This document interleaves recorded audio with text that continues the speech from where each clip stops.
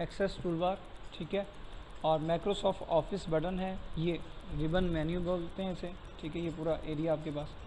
और उसके बाद यहाँ पर आपके पास ये शीट्स हैं, वर्किंग शीट है आपकी जिसके ऊपर आपने वर्क करना है, और इसे स्प्रेड शीट भी मैंने आपको बोला कहा जाता है। और ये नेविगेशन बटन मैंने जैसा कि बताया, हॉरिजॉन्टल स्क्रॉल बार, पेज व्यू, ठीक है, और जूम टूल आपके पास होगा जिससे आप पेज को जूम कर सकते हैं। यहाँ पर आपके पास है, तो मैं इसे यहाँ पर आकर थोड़ा सा जूम करता हूँ, तो ये लें, ये जूम हो गया। दोबारा इसको यहाँ पर वापस लाया तो ये आपके नॉर्मल व्यू में आ गया, ठीक है। 100% होगा, यहाँ पर परसेंटेज खुद से दे दें, आपका पेज उतना जूम हो जाएगा और यहाँ उतना जूम इन हो जाएगा, जूम आउट या जूम इन हो जाएगा, ठीक है जी। और ये आपके पास वर्टिकल स्क्रॉल बार है, जैसे हॉरिजॉन्टल स्क्रॉल बार थी, ठीक है जी। जूम करने के बाद आपको जो है वो इस तरीके से नज़र आएंगे, बड़े बड़े बॉक्स नज़र आएंगे, आपके सेल्स जो है वो बड़े बड़े नज़र आएंगे। यहाँ पर जैसे मैंने आपको 3 ऑप्शंस पहले ही बता चुका हुआ था, ठीक है, ये तीनों ऑप्शंस, ठीक है, ये आपके पास नॉर्मल है, ये आपके पास पेज ब्रेक के नाम से ऑप्शंस है, और सेंटर में जो है ये पेज लेआउट है जो आपको ये बताता है कि प्रिंट कितने पोर्शन का आएगा, कितने पोर्शन का प्रिंट नहीं आएगा, ये यहाँ पर आपको बता रहा होता है, ठीक है जी। इसके अलावा जी आपके पास ऑफिस बटन में मैंने आपको एक्सेस क्विक टूल बार के बारे में यहाँ पर ये थोड़ी सी डिटेल्स पहले ही बता चुका हूँ कि क्या क्या उसमें होगी, ठीक है जी। और इसके अलावा जी यहाँ पर एक चीज़ आपको मेन बताता चलूँ, ऑफिस बटन के अंदर बहुत ही मेन चीज़ है मेरे हिसाब से, बाद में मुझे अक्सर याद नहीं रहता। ऑफिस के अंदर ये डेवलपर की ऑप्शन जो है, ये टैब बटन जो है ना, ये आम रूटीन में नज़र नहीं आता आपको, ठीक है। जब भी आप फर्स्ट टाइम एक्सेल को इंस्टॉल किया होगा, ओपन करेंगे तो ये फर्स्ट टाइम नहीं आएगा, ठीक है। मुझे इसे वापस लेकर आना है या अभी इसे गायब करना है। ऑफिस बटन में जाऊँगा, यहाँ पर मेरे पास एक्सेल ऑप्शन के नाम से कमांड है, इसमें पहली ऑप्शन है शो डेवलपर, ठीक है, रिबन। मैं इसको ऑफ करता हूँ, ठीक है, ओके करता हूँ, तो अब नज़र नहीं आ रहा। जब एक्सेल ओपन करेंगे आप घर में तो आपको ऐसे ही नज़र आएगा, ठीक है। अब आप चाहते हैं कि ये वापस आए, तो ऑफिस में जाकर एक्सेल ऑप्शन पे क्लिक करेंगे तो ये डेवलपर जो है ये वापस आ जाएगा आपके पास। और दूसरी चीज़ आपके पास यहाँ पर कलर स्कीम है, ब्लू है, आप कौन सा कलर स्कीम यहाँ पर करना चाहते हैं इसका, तो वो भी आप चेंज कर सकते हैं, ठीक है। स्क्रीन टिप स्टाइल है आपके पास, इसे चलें अभी रहने दें। यहाँ पर फ़ॉन्ट आ रहा है, बाय डिफ़ॉल्ट फ़ॉन्ट कलर क्या स्टाइल क्या होंगे, फ़ॉन्ट साइज़ क्या होगा, ठीक है। डिफ़ॉल्ट नॉर्मल में आएंगे या पेज ब्रेक में आना चाहिए आपके पास, या लेआउट में आपके पास पेज आना चाहिए, तो वैसे बाय डिफ़ॉल्ट आपका नॉर्मल में होता है। दूसरी चीज़ मैंने आपको अभी यहाँ पर बताई है, वही चीज़ यहाँ पर बताने के लिए कि बाय डिफ़ॉल्ट शीट आपके पास कितनी होती हैं, 3 शीट्स होती हैं। मैं यहीं पर आकर अगर इसकी शीट को 3 के बजाय 4, 5, 6, 7 कर देता हूँ, तो अब जब भी मैं एक्सेल को ओपन करूँगा तो मेरे पास अब जो है जितनी शीट मैंने यहाँ पर सेट की होंगी उतनी ही शीट मुझे देगा। मतलब यह देखिए, मैंने सिल्वर करके लेकर आया हूँ, तो अब मेरे पास पहले ब्लू कलर में आ रहा था, अब पूरा पेज जो है वो मेरे सिल्वर में आ रहा है। ये मेरे सिर्फ सिस्टम तक महदूद होगा। अब जितनी भी चेंजिंग कर रहा हूँ मेरे सिस्टम तक है। मैं एक न्यू पेज को कॉल करता हूँ, तो न्यू पेज आपके पास आ गया। इसमें शीट देखिए 3 तो नहीं आई, इसमें शीट उतनी आई है जो आप यहाँ पर बैकएंड पे ऑफिस बटन के अंदर एक्सेल ऑप्शन में आकर दे कर गए, ठीक है। अब ये होगा, बाज़ को तो आप किसी का ओपन करेंगे उसमें बाय डिफ़ॉल्ट 5, 6, 7, 8 या एक ही आ रही होगी, आप परेशान होंगे ये क्या हो रहा है।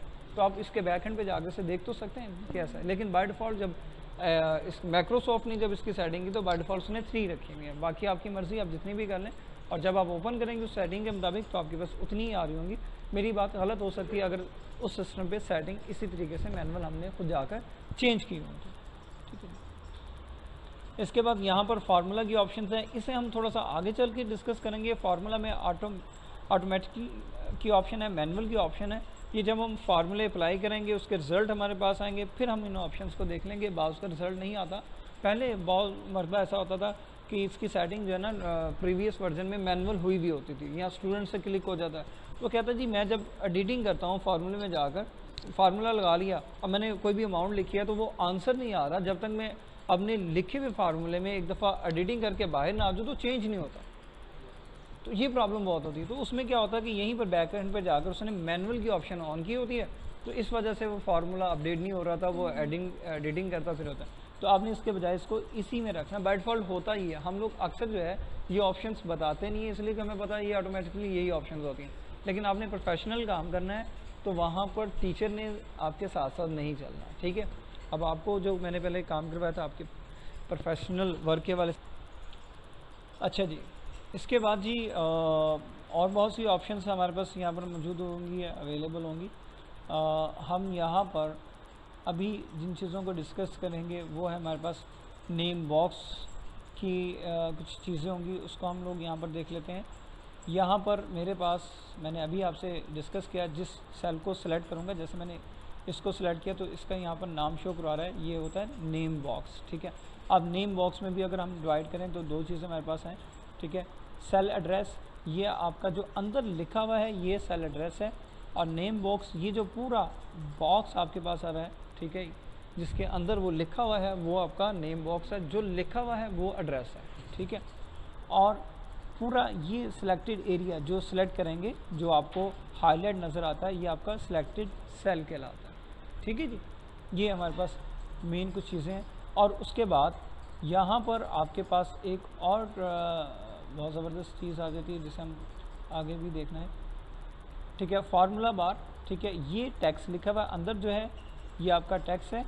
ठीक है, यहाँ पर मैं कुछ भी टाइप करता हूँ तो ये मेरा टेक्स्ट है, और ये जहाँ पर नज़र आ रहा है ये फार्मूला है। अब इसमें दो चीज़ें होंगी, जब मैं इसमें कोई फार्मूला लिखूँगा तो ऊपर बार में मुझे फार्मूला शो करवाएगा। अगर मैंने फार्मूला नहीं लिखा, डायरेक्ट मैंने कोई टेक्स्ट लिखा किसी सेल के ऊपर, तो मुझे यहाँ पर सेल में भी वही शो करवाएगा और फार्मूला बार में भी वही शो करवाएगा। लेकिन जब फार्मूला अप्लाई कर दिया तो फिर मुझे वहाँ पर फार्मूला शो करवाएगा, और रिजल्ट जो है वो मुझे नीचे सेल के अंदर ही डिस्प्ले करवा रहा होगा। ठीक है, ये दो चीज़ें हमारे पास मेन होंगी। ठीक है जी, अब मैंने पहले बताया ये कॉलम है और ये आपके पास रो है, तो लिहाजा ये आपके पास क्या बन गया, C1 आपके पास आ गया। जो भी सिलेक्ट आपने किया होगा यहाँ पर वो आपका सेल रेफरेंस आपको शो करवाएगा, ये इसका सेल है। ठीक है जी, अब मैं यहाँ पर आपके इस कॉलम को, इस रो को, जो भी मेरे पास यहाँ पर मौजूद है, मैं इसके कॉलम के साइज़ को बड़ा करना चाह रहा हूँ। तो यहाँ से मैनुअल पकड़ा और इसे पकड़ के बड़ा कर दिया। ऊपर मुझे विड्थ लिखी हुई शो करवा रहा है, विड्थ 18.29। ठीक है, और पिक्सल साइज़ 133 इसके बन रहे हैं। ठीक है, तो मैं यहाँ पर लाकर छोड़ता हूँ, ये मेरे एक कॉलम का साइज़ आ गया।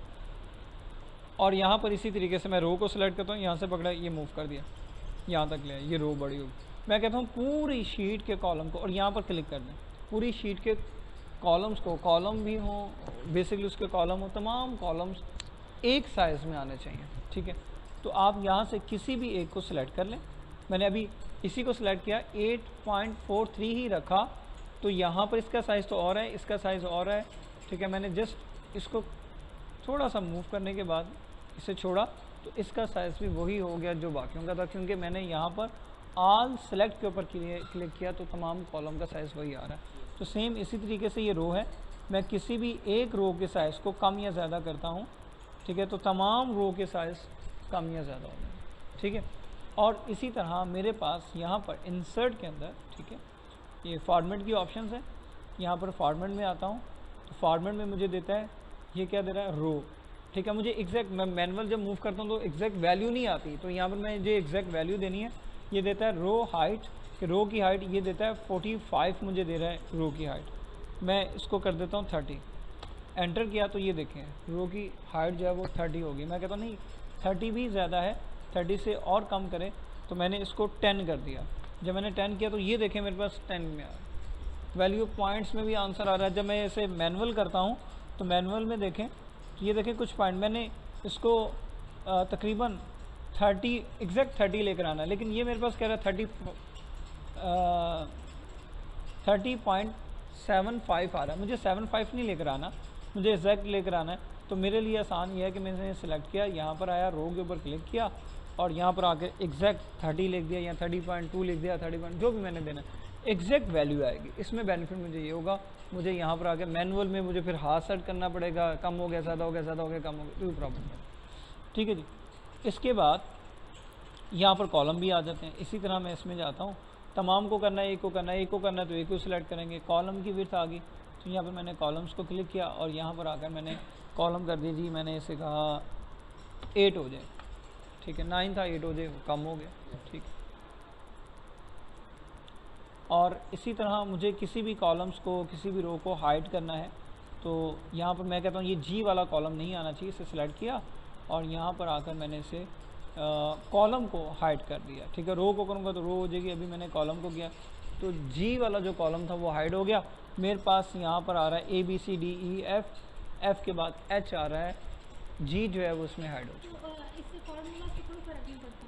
नहीं, फार्मूला तो नंबर तो वही आ रहा है, वो तो आपके घर का नंबर आ रहा है ना, कि आपने घर नंबर 16 बोला तो 16 पे आपने जाना है, अगर आपने घर नंबर 20 बोल दिया तो 20 पे जाना है। ठीक है ना, वो तो एड्रेस के ऊपर डिपेंड करता है। तो एड्रेस यहाँ पर ये है, यहाँ पर ये है, सेंटर में आपने हो सकता है वो डिस्प्ले करवाना ही ना हो, तो अगर डिस्प्ले नहीं करवाना तो उसके लिए आप इसी तरीके से काम करें। अगर आप चाहते हैं कि नज़र आए, एक तो ये है कि यहीं से पकड़ के इसको बड़ा कर सकते हैं आप, और दूसरा ये है कि पता नहीं लगेगा, पता नहीं इधर है कि इधर है, तो आप यहाँ पर आएँ, हाइड के बाद अनहाइड, हाइड या अनहाइड में आए तो यहाँ पर आकर आप अनहाइड करते हैं। क्या करना है, रो करनी है या कॉलम? मैंने तो अभी रो की नहीं, मैंने तो कॉलम किया, तो मैं क्या करता हूँ अनहाइड कॉलम करता हूँ, तो कॉलम वही वाला जी वाला मेरे पास सामने वापस आ गया। ठीक है जी, यहाँ पर ये आपके पास कुछ ऑप्शंस थी जो कि मेरा ख्याल है कि रिपीट होगी। अब शीट को भी आपने करना है तो इसी तरह शीट भी आपकी हाइड हो जाएगी। इसके बाद टैब बटन आ जाए। अच्छा, यहाँ पर शीट का नाम रीनेम करना हो, क्लिक किया, शीट का नाम यहाँ पर आकर